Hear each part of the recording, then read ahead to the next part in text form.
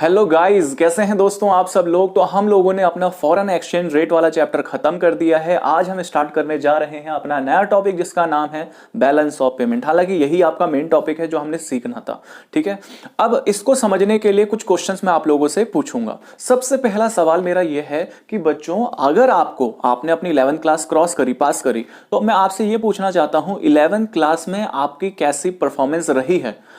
तो कैसे बताओगे आप मुझे, किस चीज से पता चलेगा कि आपकी कैसी परफॉर्मेंस रही है? वो आपकी रिपोर्ट कार्ड से पता चलेगी, है ना। मानते हो ना आप लोग? बिल्कुल। तो आप एक साल निकालते हो, पूरे साल भर पढ़ते हो, एक फाइनल रिपोर्ट कार्ड ईयर के एंड में निकलती है। और ये जो रिपोर्ट कार्ड निकलती है ये आपका परफॉर्मेंस बताती है। तो परफॉर्मेंस क्या पूरी जिंदगी का परफॉर्मेंस बताती है? आप मेरे को ये बताओ बस। नहीं सर, ये जो परफॉर्मेंस बताती है इस पूरे साल का, कि इस पूरे साल भर आपका कैसा परफॉर्म रहा है, वो यहां पर जो रिपोर्ट कार्ड है उसमें पता चलता है। अब देखो, ये परफॉर्मेंस यहां आ रही है, इसका मतलब ये नहीं कि ये यहां की परफॉर्मेंस है ना ये पूरी जिंदगी भर की परफॉर्मेंस इसमें पता चलेगी रिपोर्ट कार्ड में।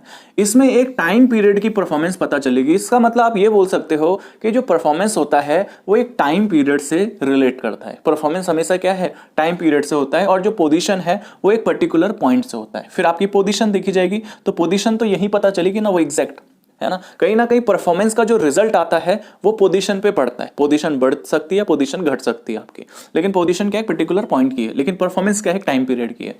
बिल्कुल इसी तरीके से अगर मैं आप लोगों से पूछता हूं, एक बिजनेस ऑर्गेनाइजेशन है, उसको अपनी परफॉर्मेंस जाननी है, तो उसको कैसे पता चलेगा? अगर आप लोग कॉमर्स के स्टूडेंट हो तो आप लोगों को तो पता ही होगा, खैर, बट मैं वैसे नॉर्मली बता रहा हूं कि एक बिजनेस ऑर्गेनाइजेशन को कैसे अपनी परफॉर्मेंस का पता चलता है। तो हर बिजनेस ऑर्गेनाइजेशन क्या करते हैं, जैसे आप लोगों की रिपोर्ट कार्ड निकलती है वैसे उनकी भी मान लो एक रिपोर्ट कार्ड निकलती है। मान लो उन्होंने पूरे साल भर काम किया, सेल किया, परचेज किया, सेल किया, परचेज किया, बहुत सारी चीजें इन्होंने करी, और एंड में जाकर क्या आता है? इनका परफॉर्मेंस पता चलती है कि इन्होंने कैसा परफॉर्म किया पूरे साल भर में। अब इनकी जो परफॉर्मेंस है, आपकी परफॉर्मेंस आपके मार्क्स से पता चलती है देखा जाए, लेकिन इनकी जो परफॉर्मेंस है बिजनेस ऑर्गेनाइजेशन की, वो किससे पता चलेगी? इनका जो प्रॉफिट एंड लॉस अकाउंट है, ठीक है, सिंपल भाषा में जो इनका प्रॉफिट एंड लॉस अकाउंट है वो इनकी परफॉर्मेंस है। प्रॉफिट आया तो अच्छी परफॉर्मेंस है पूरे साल भर में, और अगर लॉस आया तो बेकार परफॉर्मेंस है। अगेन हमने देखा कि परफॉर्मेंस जो होती है वो एक टाइम पीरियड की होती है। ये प्रॉफिट और लॉस इस दिन का नहीं है। ये प्रॉफिट और लॉस क्या है? बहुत सारी ट्रांजैक्शन हुई हैं, उसका ये प्रॉफिट लॉस आ रहा है, या तो प्रॉफिट आएगा, लॉस आएगा, जो भी आएगा, लेकिन वो परफॉर्मेंस को बता रहा है एक टाइम पीरियड की। आप लोगों को समझ आया? बिल्कुल। अब मेरा एक सवाल आपसे ये है, क्या सर, मेरे को ये बताओ, परफॉर्मेंस जानकर आखिर होना क्या है? क्यों आप लोगों को आपकी परफॉर्मेंस के बारे में पता होना चाहिए? मार्कशीट की जरूरत क्या है? बताओ सर, उससे ना नई क्लास में चाहेंगे। चलो ठीक है, ये तो एक आपने प्राइमरी मोटिव बताया, लेकिन सही सही बताना, मतलब परफॉर्मेंस जानकर कर क्या सकते हो आप अपने लिए? चलो आप पास भी हो जाते हो, लेकिन क्या वो परफॉर्मेंस किसी काम की नहीं है? वो मार्कशीट किसी काम की नहीं है? काम की है। उससे कहीं ना कहीं आप अपने जो फ्यूचर के गोल्स हैं उनको अचीव कर सकते हो, या आप ऐसे बोलो फ्यूचर की प्लानिंग कर सकते हो। आप अपने फ्यूचर से रिलेटेड पॉलिसीज बना सकते हो। किसके बेसिस पर? जो आपकी परफॉर्मेंस रही है पिछले साल। अगर आपकी परफॉर्मेंस बेकार आई है तो आप पता करोगे किन रीजन से हमारी परफॉर्मेंस बेकार आई है, और आप उसको सुधारने की कोशिश करोगे फ्यूचर की जो प्लानिंग होगी उसमें। और अगर आपकी परफॉर्मेंस अच्छी आई है तो आप कोशिश करोगे कि इसको और कैसे हम अच्छा कर सकते हैं, यानी आप फ्यूचर से रिलेटेड पॉलिसीज बनाने की कोशिश करोगे। जनरली हम लोग करते नहीं है, बट उस परफॉर्मेंस से यही काम किया जाना चाहिए। इसी तरीके से जैसे आप लोग फ्यूचर से रिलेटेड अपनी प्लानिंग या पॉलिसीज बना सकते हो, कैसे और आप इंप्रूव कर सकते हो, उसी तरीके से बिजनेस ऑर्गेनाइजेशन भी अपनी परफॉर्मेंस को देखकर अपने फ्यूचर की पॉलिसीज को बनाते हैं। फ्यूचर की जो प्रोग्राम्स हैं, प्लानिंग है, उसको करते हैं किसके बेसिस पर? अपनी परफॉर्मेंस के बेसिस पर। यानी परफॉर्मेंस जानना बहुत जरूरी है अगर आपको पॉलिसीज बनानी है, और पॉलिसीज बनाओगे तभी तो आप अच्छी ग्रोथ कर पाओगे, है ना। बिल्कुल। तो ये तो आपको समझ आया। अब हम बात करते हैं यहां पर बीओपी की। जब मैंने ये सारा बताया, सारा का सारा रिलेट करेगा बीओपी को। देखो दोस्तों, मैं आपको सही सही बताऊं, ये जो भी मैंने बोला किस लिए यूज होगा, ध्यान से देखो इधर। हमारी कंट्री भारत या विश्व की अलग अलग कंट्रीज, ये लोग बहुत सारी कंट्रीज हैं पूरे वर्ल्ड में, और आपको यह भी पता है कि ये जो कंट्रीज हैं आज के टाइम पर ये एक दूसरे पे डिपेंड हैं। मतलब जैसे हमारी कंट्री में पेट्रोल इतना ज्यादा नहीं है तो हम दूसरी कंट्री से पेट्रोल लेते हैं, और दूसरी कंट्री में हो सकता है अनाज ना मिलता हो, है ना, फूड वगैरह की कमी हो, वहां पर उगता नहीं हो, वहां की जमीन ऐसी है नहीं, तो उतनी प्रोडक्टिविटी नहीं है वहां की जमीन पे, तो वो हम लोगों पे डिपेंड करते हो, है ना, वीट राइस वगैरह के लिए। ऐसा हो सकता है, कोई दिक्कत नहीं है इसमें, पता ही है आप लोगों को। तो जैसे हमारे देश के लोगों को एप्पल का मोबाइल फोन चाहिए, तो वो आप बाहर से मंगाओगे, हमारी कंट्री का तो है नहीं वो, और हमारी कंट्री के लोगों की वांट्स को सेटिस्फाई भी करना है, तो वो हमारी कंट्री की एक नीड हो गई, जरूरत हो गई, तो वो हम बाहर से मंगाते हैं, क्योंकि हमारी कंट्री में नहीं है वो, इसलिए हमें दूसरी कंट्री पे डिपेंड तो रहना ही पड़ रहा है अपने देश के लोगों को सेटिस्फाई करने के लिए। तो इसी तरीके से सारी कंट्री एक दूसरे से जुड़ी हुई है, हर कंट्री में कुछ ना कुछ कमी होती है जो दूसरी कंट्री में होती है। इस कंट्री की जो कमियां होंगी वो इन कंट्रीज में हो सकती हैं, अच्छी खासी हो सकती हैं, मतलब चीजें ज्यादा हैं, एक्सेस हैं, तो ये लोग इनको दे देते हैं वो चीजें। और हो सकता है इस कंट्री में ऐसी कोई चीज है जो बाकी वर्ल्ड में किसी और के पास नहीं है, तो ये लोग क्या करेंगे, ये वहां से उसको बेचने लग जाएंगे दूसरी कंट्रीज में। और आज के टाइम पर आपको पता है हमारी जो इच्छाएं हैं वो बड़ी जबरदस्त हो चुकी हैं। आप ये जो मोबाइल फोन मैंने आपको बताया था, ये मोबाइल फोन इतना स्मार्टफोन आपके हाथ में, लेकिन उसमें भी आप 10 कमियां निकाल सकते हो। लेकिन कुछ टाइम पहले आपके पास बिल्कुल नॉर्मल सा फोन होता था, तो आप सोचते थे यार कुछ वैसा होना चाहिए, आज वैसा है जैसा आप चाहते थे पहले, तो वो भी आपको क्या लग रहा है, वो भी आपको उतना अच्छा नहीं लग रहा, आपको और एडवांस चाहिए। समझ रहे हो, यानी हमारी इच्छाएं जो है वो खत्म नहीं होती। तो आज के टाइम पर इच्छाओं का जो लेवल है जो लेवल है वो बहुत ज्यादा हो चुका है, तो उतना ज्यादा हम दूसरी कंट्रीज पर डिपेंड होते जा रहे हैं। ठीक है सर, हमें समझ आया इतना, तो ठीक है। अब यहां पर देखो ध्यान से, बीओपी क्या है वो मैं बताने की कोशिश करूं। जैसे मैंने बोला कि हर कंट्री एक क्या है, ऑर्गेनाइजेशन है, ठीक है। तो ऑर्गेनाइजेशन सारी अपने आप में ऑर्गेनाइजेशन है, और ये ऑर्गेनाइजेशन एक दूसरे से ट्रांजेक्शन कर रही है। तो देखो ध्यान से, अगर ये एक ऑर्गेनाइजेशन है तो इसका मतलब इस ऑर्गेनाइजेशन की भी तो परफॉर्मेंस आपको पता होनी चाहिए। यानी हमारी कंट्री कैसा परफॉर्म कर रही है कैसे पता चलेगा आपको, बैलेंस ऑफ पेमेंट से। हमारी कंट्री का जो परफॉर्मेंस आपकी रिपोर्ट कार्ड बताती है, तो इस कंट्री की जो परफॉर्मेंस है वो जो जिसके ऊपर लिखी जाती है, जो भी डॉक्यूमेंट है, उसको हम क्या बोलते हैं, बैलेंस ऑफ पेमेंट।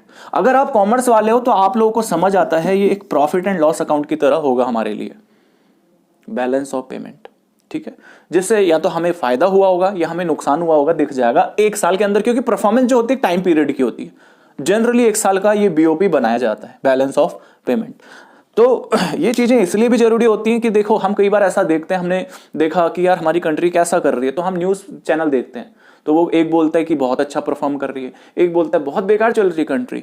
तो सबसे बेस्ट क्या है भाई, हम उन लोगों की बातें क्यों सुने, हमें अपनी एनालिसिस के बारे में पता होना चाहिए कि हमें कैसे एनालिसिस करना, हमें कैसे देखना है कि हमारी कंट्री कैसा परफॉर्म कर रही है, अच्छी चल रही है नहीं चल रही, उससे हम डिसीजन ले सकते हैं। हमें अपनी कंट्री में इन्वेस्टमेंट करना चाहिए नहीं करना चाहिए, परफॉर्मेंस से पता चलेगा। हमारी गवर्नमेंट जो है वो अच्छी है, उसको वोट देना चाहिए या नहीं देना चाहिए, वो भी किससे पता चलेगा, हमारी कंट्री की परफॉर्मेंस से, साफ सी बात है। तो ये बहुत सारे डिसीजन एज अ स्टूडेंट भी आप ले सकते हो, है ना। खैर, बाकी एक बिजनेसमैन के तौर पे भी आप अलग अलग डिसीजन ले सकते हो बीओपी से। बाकी गवर्नमेंट तो खुद की भी पॉलिसीज बनाएगी, वो किसके बेसिस पर बनाएगी, बैलेंस ऑफ पेमेंट से, क्योंकि ये परफॉर्मेंस बता रहा है, ये एक स्टेटमेंट है जो पूरी कंट्री की परफॉर्मेंस। अब क्या सर सारे लोग बनाते हैं ये, क्या ये कंट्रीज भी अपनी परफॉर्मेंस पता करेंगे? बिल्कुल भाई, मैंने बोला ये ऑर्गेनाइजेशन है, सभी ऑर्गेनाइजेशन, तो हर किसी को अपनी परफॉर्मेंस के बारे में पता होना चाहिए। तो हर कंट्री अपना बैलेंस ऑफ पेमेंट बना रही है। अब मैं आप लोगों को एक बात यहां पर और क्लियर करूंगा। देखो, बैलेंस ऑफ पेमेंट के अंदर क्या चीजें आएंगे, सिर्फ बैलेंस ऑफ पेमेंट के अंदर हमने बोला ना, जब आप ये बनाते हो तो ये पूरी कंट्री आपके लिए एक ऑर्गेनाइजेशन है। जब आप ये बना रहे हो पूरी कंट्री ऑर्गेनाइजेशन है, तो कहने का मतलब है हमारी कंट्री और बाकी जो वर्ल्ड की हैं कंट्रीज, उनके साथ जो भी ट्रांजैक्शन हुई हैं आपस में, ठीक है, हमारी कंट्री और बाकी कंट्रीज के साथ जो ट्रांजैक्शन हुई है उसको हम बीओपी के अंदर लिखते हैं सिर्फ। मतलब हमारी कंट्री के अंदर की ट्रांजैक्शन की बात नहीं हो रही, हम अपनी कंट्री और दूसरी कंट्री के बीच में जो ट्रांजैक्शन हो रही हैं उनके लोगों के बीच में। कंट्री का मतलब जैसे हमारी कंट्री से लोग बेच रहे हैं, उनकी कंट्री से खरीद रहे हैं, फिर कुछ लोग वहां से सेल कर रहे हैं, तो जितना भी हुआ एक साल के अंदर, जनरली एक साल का बना जाता है, तो एक साल के अंदर आपने हो सकता है अमेरिका में कुछ सामान सेल किया हो आपने, और कुछ सामान आप लोगों ने खरीदा भी हो, परचेज किया हो, तो साल भर में बहुत सारी ऐसी ट्रांजैक्शन होंगी जो हमारी कंट्री से दूसरी कंट्री में हो रही हैं। सिर्फ उन्हीं ट्रांजैक्शन को हमने लेना है, किसके अंदर, बैलेंस ऑफ पेमेंट के अंदर। समझ आया? बिल्कुल। अब थोड़ा सा मैं इसको और अच्छे से बताने की कोशिश कर रहा हूं, बैलेंस ऑफ पेमेंट को ध्यान से देखो। तो अगर बैलेंस ऑफ पेमेंट प्लस में आता है क्योंकि अच्छा वो मतलब अगर प्रॉफिट एंड लॉस की तरह इसको देखते हो तो अगर ये प्लस में आता है एक तरीके से प्रॉफिट हुआ, तो यानी दूसरी कंट्री की चीजों को हमने, दूसरी कंट्री की जो करेंसी है वो हमने ज्यादा से ज्यादा क्या कर लिया है, एक्वायर कर लिया है। क्या बोल रहे हो सर आप, देखो ध्यान से। हाँ, मैं बात करता हूं इंडिया की, ध्यान से देखना, लिखना कुछ नहीं है। ये मान लो इंडिया है और यूएसए, थोड़ा बीओपी की बात कर रहा हूं, फिर उसको हम सीधा ले जाएंगे कैसे वो बनाते हैं, वही हमने सीखना है, ज्यादा आपके सिलेबस में है नहीं। ध्यान से देखो, ये इंडिया है, वो यूएसए है, हमारा अपना बीओपी बन रहा है और उनका अपना बीओपी बन रहा है। बीओपी में जो ट्रांजैक्शन होंगी वो एक हमारी कंट्री और बाकी वर्ल्ड की जो कंट्रीज हैं उनके साथ जो ट्रांजैक्शन हुई है उनको लिखा जाएगा यहां पर, इसी तरीके से ये भी लिखेंगे। ठीक है, तो आप ध्यान से देखना कैसे होती है ट्रांजैक्शन। जैसे हमारे कंट्री से द ग्रेट खली गया कहां पर, यूएसए में फाइट लड़ने गया, तो जब उसने यूएसए में फाइट लड़ी तो उसको $200 मिले, तो इनके वहां से $200 चले गए। खली ने फाइट जीती तो इनके वहां से $200 क्या है, चले गए। तो किसके पास आए वो, इंडिया के पास। इंडिया वाले अपने बीओपी में उसको ऐड कर देंगे, वो लोग अपने बीओपी में माइनस कर देंगे, क्योंकि दो कंट्री के बीच की ट्रांजैक्शन हो गई है। समझ आ गया होगा आपको क्या हो रहा है। इसी तरीके से जस्टिन बीबर वहां से यहां आया सपोज, ठीक है, प्रोग्राम करने अपना, तो यहां से वो पैसे ले जाएगा, है ना। तो यहां से वो कुछ करेंसी ले गया है हमारी कंट्री से, तो मान लो $100 ले गया सपोज, तो मैंने यहां से उसको माइनस कर दिया क्योंकि हमारी कंट्री से बाहर चला गया, क्योंकि वो अपनी कंट्री में ले जाएगा जस्टिन बीबर, तो उनकी कंट्री में इसको ऐड कर दिया जाएगा। जो उनका बीओपी बन रहा है, बैलेंस ऑफ पेमेंट, उसमें ऐड कर दिया जाएगा, लेकिन हमारे बीओपी में इसको माइनस कर दिया जाएगा। इसी तरीके से प्रियंका चोपड़ा आपको पता ही है, हॉलीवुड मूवीज में काम करती है, तो वो यूएसए में मान लो कोई मूवी बनाई उन्होंने, ठीक है, तो अगर उन्होंने मूवी बनाई तो उन्होंने पैसा कमाया वहां से, तो मान लो उन्होंने $300 कमाए, ठीक है, $300 कमाए, और वो कहां लेकर आएंगे उसको, हमारी कंट्री में। ठीक है, हमारी कंट्री में वो क्या हो जाएगा, ऐड हो जाएगा। उनकी कंट्री से कम हुआ लेकिन हमारी कंट्री में वो जुड़ गया। समझ रहे हो। इसी तरीके से और भी ट्रांजैक्शन हो सकती है। जैसे कुछ सामान आपने बेच दिया, वहां से करेंसी आएगी, उधर से माइनस हो जाएगा। मैंने मान लो मार्कर बेचे उधर, तो वहां से माइनस कर देंगे क्योंकि फॉरेन करेंसी मेरे पास आ जाएगी, तो ये माइनस करेंगे, मैं उसको ऐड कर दूंगा। इसी तरीके से अगर वो कुछ सामान यहां बेचते हैं वो कंट्री वाले, तो हमारे यहां से करेंसी जाएगी उनके पास, तो वो लोग ऐड कर देंगे, हम माइनस करेंगे। तो दो कंट्री के बीच में या दो से ज्यादा कंट्री के बीच में बहुत सारी ट्रांजैक्शन होती हैं। अब देखो मान लो सिर्फ इतनी ट्रांजैक्शन हुई है सपोज, तो मैंने साल के एंड में ये चीज कर रहा हूं कि मैंने देखा पूरे साल भर में ऐसा ऐसा हुआ, मैंने एक साथ लिखा, फिर मैं एंड में जाके अपना रिजल्ट चेक कर रहा हूं कि क्या हुआ। तो आपको अगर यहां देखने को मिले तो ये प्लस का 400 आ रहा है, 300 प्लस 200 500 हुआ, माइनस में 100 हुआ, और ये माइनस 400 आएगा, देख लो। तो इससे क्या समझ आया, इससे ये समझ आया जितनी भी ट्रांजैक्शन हुई है पूरे साल भर में, फाइनली हम प्लस में हैं। कहीं ना कहीं $400 उनकी कंट्री के हमारे पास आ गए हैं और ये लोग माइनस में चले गए हैं। तो हम यहां पर, हमारी कंट्री ने अच्छा परफॉर्म किया है। समझ रहे हो। और सोचो ये कितनी अच्छी बात है, अगर $400 उनके हमारे पास आ गए तो इनसे क्या करेंगे, हम उनकी कंट्री की चीजों को खरीद सकते हैं आराम से। हो सकता है उनके पास कोई मिसाइल हो, उसको खरीद सकते हैं, या कोई भी उनके पास कोई भी चीज हो, कोई भी रिसोर्स हो, उस पे कि हम क्या कर सकते हैं, इससे कब्जा कर सकते हैं। ये आपकी फॉरेन करेंसी है जो फॉरेन से हमें मिली है। और जितना ज्यादा ये होता है ना बच्चों, उतना उस कंट्री को फायदा होता है। वो कंट्री उतनी स्ट्रांग मानी जाती है जितना फॉरेन एक्सचेंज हमारे पास होता है। सबसे ज्यादा आपको पता है किसके पास है, चाइना के पास है। पूरे वर्ल्ड में सबसे ज्यादा जो फॉरेन करेंसी है, फॉरेन एक्सचेंज जो है, वो किसके पास है, चाइना के पास। आपको पता है क्यों होंगी, क्योंकि चाइना बहुत एक्सपोर्ट करता है, तो उनके पास बहुत अच्छा खासा है, इसलिए वो स्ट्रांग कंट्री में आ जाता है फिर। ठीक है, चलो खैर वो तो बात अलग है। अब थोड़ा बात करते हैं। देखो ये हमारी कंट्री का बीओपी हो गया, ये उनकी कंट्री का बीओपी हो गया। ठीक है, अब सर क्या सिर्फ यूएसए के साथ जब हमने ये ट्रांजैक्शन करी तो यूएसए का अलग हम बनाएंगे, फिर अगर हम रशिया के साथ करेंगे क्या उसका अलग बनेगा बीओपी? नहीं, मैंने अमेरिका से किया समझाने के लिए, मैंने आपको बताया कि यूएसए से मैंने किया तो उसका लिखा। इसी तरीके से अगर मैं और भी कंट्रीज से कर रहा हूं साथ साथ तो सबको लिखूंगा, प्लस माइनस सब करूंगा। हो सकता है श्रीलंका से कुछ और मेरे पास आए तो उनको मैंने ऐड कर दिया, या हमारे पास से श्रीलंका के पास चले गए उसको माइनस कर दिया। ऐसे इन लोगों का भी और कंट्रीज के साथ हो रहा होगा, सब इसी में ही होगा प्लस माइनस। समझ रहे हो, सब किस में होगा, इसी में ही होगा। चाइना से करो, ऑस्ट्रेलिया से करो, यूएसए से करो, इंग्लैंड से करो, सब यही ऐड लेस। वो मैंने थोड़ा इजी बनाने के लिए ऐसा आपको दिखाया, तो ये तो आपको आइडिया लग गया होगा क्योंकि सारी कंट्री इसको बना रही है। बिल्कुल। हाँ, क्या सर यही इसी तरीके से करेंगे क्या, यही फॉर्मेट बनेगा? नहीं, फॉर्मेट ये नहीं बनने वाला। फॉर्मेट जो होगा वो अकाउंट की फॉर्म में होगा, वो हम सीखेंगे कैसे बनेगा फॉर्मेट। हाँ, लेकिन उसका रिजल्ट ऐसा ही आएगा, क्योंकि चीज तो वही है ना। अब उसको सजाने का तरीका अलग है, बस इसको सजाने का तरीका अलग है, वो तो हम सीखेंगे, लेकिन फाइनल आंसर यही रहेगा। अब ध्यान से एक और क्वेश्चन आपके दिमाग में होता है, सर मेरा सवाल यह है कि हर कंट्री की अपनी करेंसी होती है, बिल्कुल। यूएसए की अपनी करेंसी है डॉलर, बिल्कुल। इंडिया की अपनी है, और अगर आप इंग्लैंड की बात करते हो उनकी अपनी करेंसी है, रशिया की बात करते हो अलग करेंसी है, चाइना की बात करते हो अलग करेंसी है। तो सर ये जो बनाया जाता है बैलेंस ऑफ पेमेंट, ये क्या अपनी अपनी करेंसीज में बनाएंगे? मतलब इंडिया रुपीज में बनाएगा, अमेरिका डॉलर में बनाएगा क्या इन चीजों को, कि या कुछ और लिखेंगे? जैसे अभी चलो आपने जो मर्जी लिखा, लेकिन करेंसी कौन सी यूज करनी है? रुपीज में लिखना है, डॉलर में लिखना है, यूरो में लिखना है, पाउंड में लिखना है, किस में बनाया जाएगा? ये बहुत अच्छा सवाल है आप लोगों का। तो मैं आपको एक चीज बताऊं, ये डॉलर में होगा।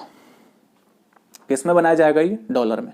हर कंट्री अपना बीओपी डॉलर में बनाती है, यानी जैसे मैं अगर बोलता आपसे रुपीज में होगा तो सब रुपीज में ही बना रहे होते, बट एक स्टैंडर्ड ले लिया सारी कंट्री ने, वो क्या है कि सारे लोग डॉलर में इसको रिकॉर्ड करेंगे अपनी कंट्री में। समझ आया? बिल्कुल।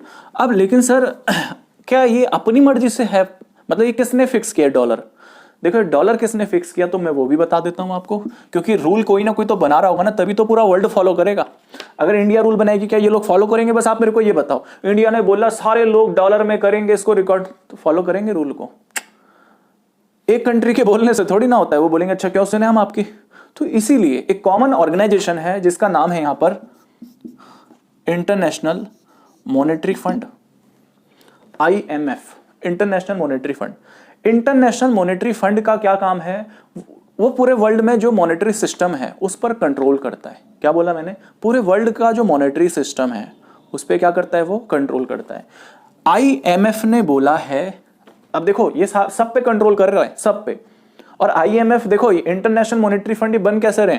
ये यहां पर जो ये मतलब एक ऑर्गेनाइजेशन है, और इसके जो मेंबर्स होते हैं वो बहुत सारी कंट्रीज होती हैं, बहुत सारी कंट्रीज इसके मेंबर होंगे, और उन लोगों को ध्यान में रखते हुए ऑर्गेनाइजेशन बनी है। कुछ इंडिया के होंगे, कुछ यूएसए के होंगे, अलग अलग कंट्रीज के होंगे, बहुत सारी कंट्री यानी इसकी मेंबर हुई, और उन्हीं मेंबर में से कुछ लोगों को वोटिंग के थ्रू जिताया जाता है। जो टॉप पे बैठे होते हैं वो इसको मैनेज कर रहे होते हैं, ऑर्गेनाइजेशन है। और इसका काम क्या है? ये लोन वगैरह भी प्रोवाइड करता है, आपको पता ही होगा, IMF सुना ही होगा, इंटरनेशनल मॉनेटरी फंड, ठीक है।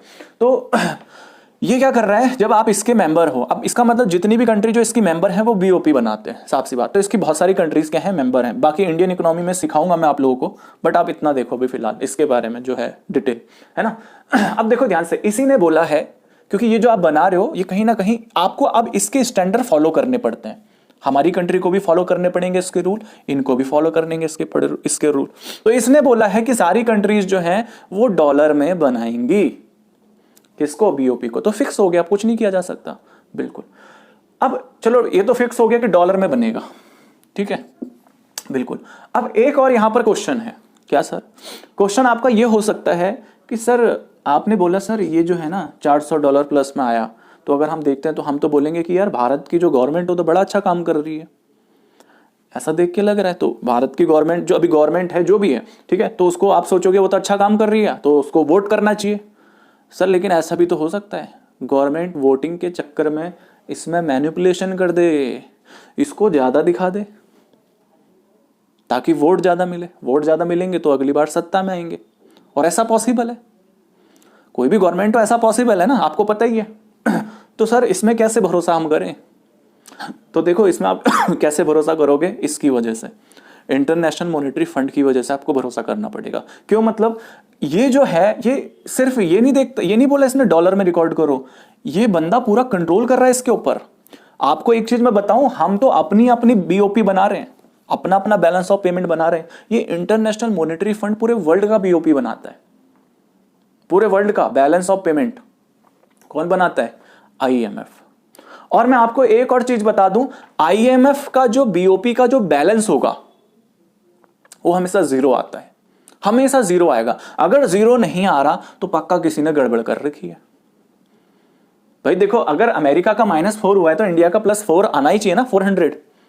अगर इसने कुछ और लिखा है उसका कुछ और है तो पक्का गड़बड़ है, मानते हो ना आप? बिल्कुल। तो ये जब पूरे वर्ल्ड का बना रहा है तो अब इसका बैलेंस कैसे जीरो आएगा वो हम देखते हैं। इसका बैलेंस इस तरीके से आएगा, जैसे कि मान लो अगर इसने यूएसए का बनाया तो यूएसए का इंडिया का बनाया तो +4 आएगा 400। फिर यूएसए का भी साथ साथ बना रहा है तो -400 भी आ जाएगा, तो इसका जीरो आंसर आएगा। ऐसे पूरे वर्ल्ड का अगर ये बनाता है तो प्लस माइनस, क्योंकि जो चीज आ रही है, जैसे इधर डॉलर आया तो एक बार ये प्लस कर रहा है, दूसरी बार वो क्या कर रहा है, माइनस कर दे रहा है। इसके पॉइंट ऑफ व्यू से वो प्लस कर रहा है उसको, और जब यहां से उधर जाएगा कोई चीज तो वो इधर से माइनस कर देगा इसके पॉइंट ऑफ व्यू से। समझ आया? जैसे $200 यहां माइनस हुए तो एक बार माइनस कर रहा है, इसके पास है तो इसके पॉइंट ऑफ व्यू से उसको ऐड कर रहा है, तो प्लस माइनस वही चीज को कर रहा है, वो जीरो हो जाएगा फाइनली। तो इससे वेरीफाई हो जाएगा उसके पास। और भी चीजें जिससे कंट्रोल किया जाता है, तो मतलब हम इसके ऊपर भरोसा कर सकते हैं। समझ आया? और आपको एक चीज मैं बताता हूं, अभी जो इस साल का जो बैलेंस ऑफ पेमेंट का जो हमारा बैलेंस आया है वो पहली बार सरप्लस में आया है। किस में आया है? सरप्लस में। इससे पहले शायद 2006-7 में ऐसा आया था, तो वरना हम माइनस में जाते रहते थे, तो इस बार सरप्लस निकल कर आ रखा है। बैलेंस ऑफ पेमेंट के अंदर की पार्ट के बारे में बता रहा हूं, तो वो प्लस में आया है, तो अच्छी बात है एक तरीके से। लेकिन सिर्फ इसी से बात नहीं होता, उसके अंदर और भी चीजें एनालिसिस करनी पड़ती हैं, बट मैं आपको ऊपर बता रहा हूं कि वो सरप्लस में आया है। गाइस, ये लिखी हुई आपके सामने बीओपी की मीनिंग यही है जो आपको लिखना है बीओपी के बारे में। अब आपने ये रटा हो या आपने इसको समझा हो, दोनों को बराबर मार्क्स मिलने वाले। लेकिन आप लोगों ने इसको समझा है तो आपके और रटने वाले के बेसिक एक जैसे मार्क्स होंगे, लेकिन सक्सेस कौन पाएगा, किसके ज्यादा चांसेस हैं? समझने वाले के। ये चीज ध्यान रखना, क्योंकि जो आपने समझा है ना, जो लॉजिक आपने डेवलप किया है, जो चीजें समझी हैं, वही चीज आपको आगे ले जाएगा। वरना बहुत सारे लोग 100 में से 100 लेकर आते हैं, देखा होगा आपने, लेकिन भारत के टॉप 100 में नहीं होते वो लोग। भारत के टॉप 100 में कौन होता है? जो एक्चुअल में चीजों को समझते हैं। समझ आया आप लोगों ने? तो ये मैटर करता है, नॉलेज बहुत मैटर करता है। बेशक आप मार्क्स के लिए पढ़ रहे हो बात अलग है, लेकिन नॉलेज बहुत इंपॉर्टेंट है यहाँ पर। देखो ध्यान से क्या लिखा हुआ है, बीओपी इज एन अकाउंट क्यों लिखा है? कहीं ना कहीं यहाँ डेबिट क्रेडिट सिस्टम है, वो दिखाऊंगा मैं आपको कैसे बनाते हैं इसको। समरी स्टेटमेंट बोला जा रहा है इसको। दूसरा, समरी स्टेटमेंट क्यों बोला जा रहा है? देखो, समरी का मतलब होता है जो एंड को रिप्रेजेंट करती है, और वो सारी चीज जो उसमें लिखी जाती है पूरे एक टाइम पीरियड का है। मतलब जो डिटेल में है उसको थोड़ा शॉर्ट में एंड में जाकर लिखा जाता है, उसको हम समरी बोलते हैं। एक लेसन पढ़ते हो उसमें डिटेल में लिखा रहता है, लेकिन एंड में जाकर उसकी समरी होती है। देखा होगा आपने, उस समरी में क्या लिखा होता है? जो कुछ आपने डिटेल में पढ़ा था उसको शॉर्ट या सरल शब्दों में एंड में जाकर लिखा जाता है। तो वही चीज है जो पूरा साल भर हुआ उसको एंड में जाकर सिंपल तरीके से समझाने की कोशिश की जाती है बीओपी में। ठीक है, अब क्या लिखा हुआ है? In which all the economic transactions, बिल्कुल, बिटवीन रेसिडेंस समझ रहे हो, यानी भारत के लोगों की बात हो रही है, रेसिडेंस की, and rest of the world. ठीक है, यानी हमारे अंदर की बात नहीं है, हमारे रेसिडेंस यानी आप, मैं। देखो, गवर्नमेंट की बात भी नहीं है। कई लोगों को लगता है यार सिर्फ गवर्नमेंट की बात होती होगी। नहीं, गवर्नमेंट कर रही हो, आप कर रहे हो, मैं कर रहा हूं, कुछ भी सामान अगर हम बाहर से खरीदते हैं, बेचते हैं, सब बीओपी में आ जाता है। ठीक, residence and rest of the world are recorded during a particular period of time का इसके अंदर रिकॉर्ड किया जाता है। और यूजुअली ये जो पीरियड होता है 1 ईयर का होता है। यूजुअली मतलब जनरली इसको 1 साल में बनाया जाता है, बट ऐसा मैंडेटरी नहीं है। आप 3-3 महीने में बना लो, ऐसे भी बनता है, 3-3 महीने का भी बनता है, और ईयर के एंड में भी बना देते हैं, वो और अच्छा लगता है। तो वो तो खैर डिपेंड करता है कंट्री के ऊपर, बट यूजुअली इसको 1 साल में बनाया जाता है, मतलब 1 साल के एंड में। तो ये हो गई आपकी बीओपी की मीनिंग। अब हम इसके कंपोनेंट जो है वो अगली वीडियो में सीखेंगे।